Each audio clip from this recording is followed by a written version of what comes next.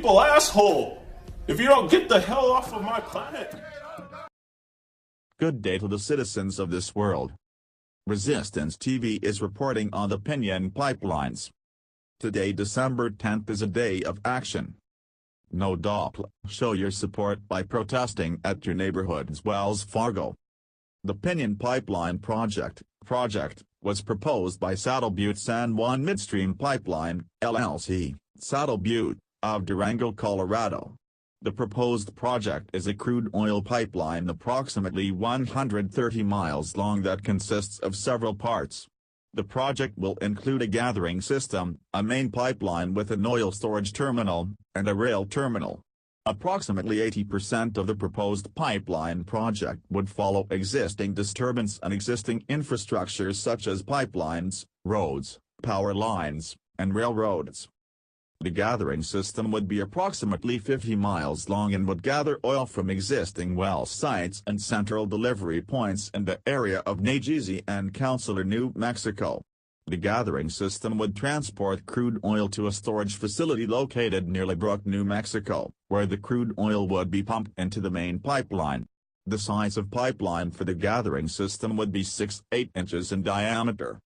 The main pipeline would transport crude oil from the storage facility near LeBrook, New Mexico, to a proposed rail facility near Milan, New Mexico, or Pruitt, New Mexico.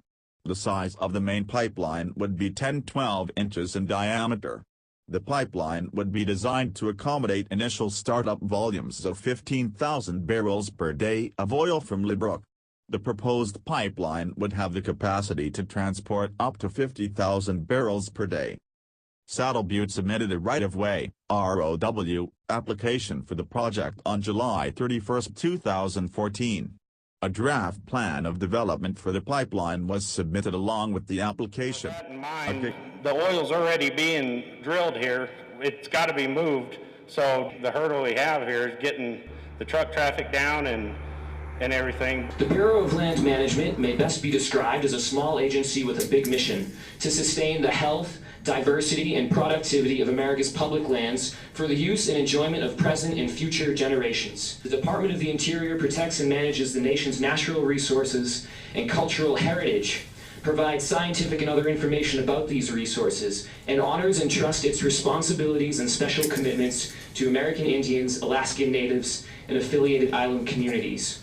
With the proposed Piñon pipeline traveling through sovereign native territory and UNESCO World Heritage Sites, Meeting with agencies, companies, and individuals involved in the project was held August 23, 2014. Background. On July 30, 2014, a pre-application meeting was held at the BLM Farmington field office, and was attended by representatives of Saddle Butte and members of the field office resource and realty staff. Saddle Butte presented the scope of the project to field office staff. The BLM identified the steps and potential costs involved in processing the application and the resources potentially affected by the project.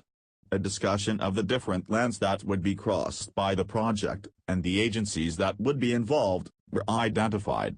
The project crosses BLM land, New Mexico state land, Navajo Tribal Trust land, Navajo allotted land, and private land. On August 23, 2014, the BLM hosted a meeting for the project with Saddle Butte and SWCA Environmental Consultants, SWCA, the contractor hired to write the environmental assessment, EA. The scope of the project was presented, and the issue of lead agency was discussed. On August 27, 2014, a meeting with the Bureau of Indian Affairs, BIA, and the BLM was held in Gallup, New Mexico, which agency should take the lead on reviewing the project. The meeting resulted in the BLM assuming the role as lead agency. It was decided that roles and responsibilities for the project would be included in a memorandum of understanding. On September 15, 2014, the project was presented to the Field Office National Environmental Policy Act, NEPA, team for internal scoping. The project was presented to the team of interdisciplinary resource specialists, and potential resources conflicts were discussed. External scoping efforts were briefly discussed after the meeting. At this meeting, it was determined to begin the NEPA process at the EA level, and if during the NEPA process significant impacts were found, the project would move to the Environmental Impact Statement (EIS) level. This was decided primarily because 80% of the proposed project follows existing disturbance. Saddle Butte then scheduled a series of meetings during the first and second week of October 2014. With the chapter houses that would be affected by the proposed pipeline. Saddle Butte hosted meetings in Councilor, Pueblo Pintada, and Whitehorse Lake chapters. Representatives of Saddle Butte, SWCA, and the BLM attended the meetings. Public scoping began December 1, 2014, and was scheduled to end December 31, 2014.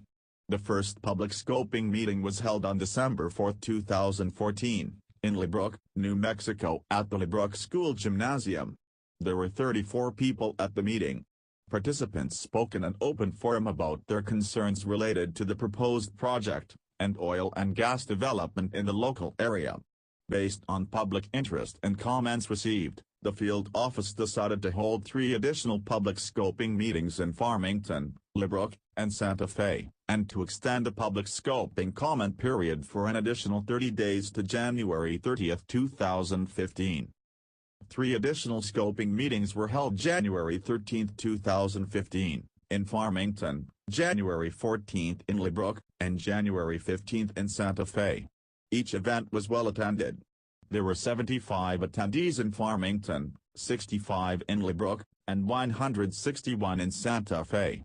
All of the meetings were scheduled from 5 p.m. to 7 p.m. The Farmington meeting was an open house meeting with stations manned by resource specialists to answer questions. The LeBrook meeting was an open forum meeting with the presentation outlining the proposed project starting the meeting. The comment portion of the meeting followed the formal presentation. Those people wanting to speak were able to sign up, and were called upon in the order they signed up. A speaking time limit of 5 minutes was set based on the total time available for the meeting and the amount of people who signed up. The Santa Fe meeting was also an open forum meeting with the presentation outlining the proposed project starting the meeting. The comment portion of the meeting then followed the formal presentation. Those people wanting to speak signed up and were called in turn. A time limit of 3 minutes per speaker was set, based on amount of speakers signed up and the total time left for the meeting. Comments, forms, and letters were also accepted through email, fax, and mail. When the comment period closed on January 30, 2015, the amount of comments received exceeded 30,880. The majority of the comments received were mostly form letters that were outside the scope of the project. The draft scoping report was submitted to the field office on May 29, 2015. After agency review and minor corrections, the final scoping report was submitted on June 3, 2015. A total of 30,903 comments were received during the scoping period.